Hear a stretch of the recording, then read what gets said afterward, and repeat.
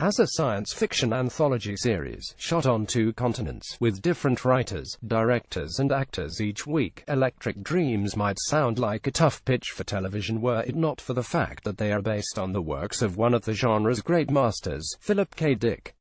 His name may not be recognizable, but some of his stories, he wrote some 120 during his prolific career, have already been adapted for the big and small screen, with notable titles such as Blade Runner, Total Recall, Minority Report, A Scanner Darkly and The Man in the High Castle. Steve Buscemi in the Crazy Diamond episode of Philip K. Dick's Electric Dreams, photos applied for a guy the average cinemagoer probably hasn't heard of. Philip K. Dick hasn't doing too badly in the box office stakes.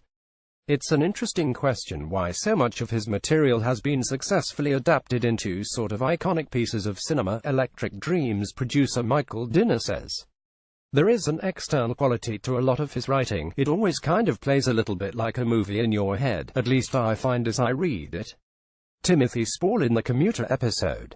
Photos supplied. Unlike some writers who internalize the narrative in the mind of the protagonist, Dinner says Dick has a style which naturally lends itself to visual expression. Some writers are inside of a character's mind, and it's very much about their emotions and their internal psychology. Dick is more external, how the world is impacting the character and how the character reacts to that.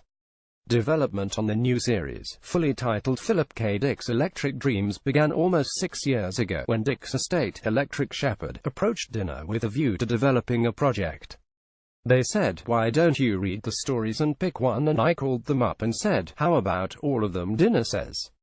As a child, Dinner says, he had a particular fascination with the science fiction and horror light anthology series The Twilight Zone. Even though my parents didn't encourage me to do so, I'd sneak around and watch N. I thought, it would be great to do this great anthology from one of the great American genre writers.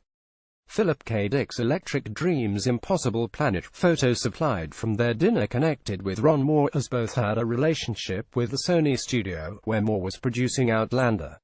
A genre veteran, Moore's most notable science fiction credits are 2 of the many iterations of Star Trek: The Next Generation and Deep Space Nine. There are recurring themes within Dick's work, of dystopian futures, of fragility of identity, or worse, that the identity is false, crafted by manipulative third parties and alternate universes, but Moore is cautious about using those themes as a window into Dick's mind. Holiday Granger and Richard Madden in The Hoodmaker. Photos supplied. That's very hard. He was a very complex, very complicated man, and I don't even know that his writing really illuminates him completely, Moore says. He's left an enormous legacy in terms of his output, but I couldn't begin to tell you very much about who the man was, just based on his material. Dick did have a remarkable creative instinct, Moore says. A lot of it was dealing with his own demons and his own subconscious and experimentation in various ways and screwed up things in his own life. He expressed it through his work, but I'm not sure it's the kind of work that then leads to an easy definition of the man. Bryan Cranston humanized Philip K. Dick's Electric Dreams. Photos supplied. Dinner adds that Dick's obsessions were universal. Who are we? Where are we going? How did we get here? What does it mean to be a human being? What does it mean to be an individual faced with the bullshit you're faced with in the modern world? What's the nature of reality? And that's all filtered through his point of view, he says.